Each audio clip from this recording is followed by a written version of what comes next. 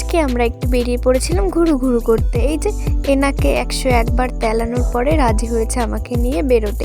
তো দেরি না করে তাড়াতাড়ি রেডি হয়ে বেরিয়ে পড়লাম।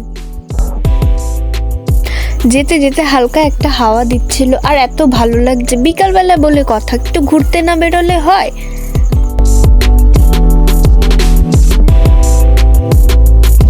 যেতে যেতে পথে পড়লো মায়ের মন্দির। তো মাকে দর্শন করে আবার চললাম। এই যে ঘুরতে বেরোনো মানে আমার একটু এই ফুচকা খেতেই আসে, আর কিচ্ছুই না। তাও যদি আমাকে না নিয়ে আসে তাহলে কেমন লাগে? আর ফুচকা খেতে কার না ভালো লাগে? তোমাদেরও যদি ভালো লাগে তাহলে আমাকে কমেন্টে জানিও। এই যে তারপরে আমরা জল ফুচকা খেয়ে অর্ডার দিয়েছিলাম দই ফুচকা। দই ফুচকাটাও এত সুন্দর ছিল যে কি বলবো, আর উনি এত সুন্দর করে সাজিয়ে দিয়েছিল।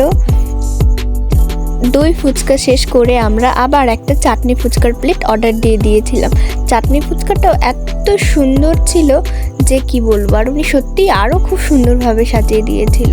তো ফুচকা খেয়ে পেট মন দুটোই ভরে গেল। তো চললাম এখন বাড়ির দিকে। টাটা।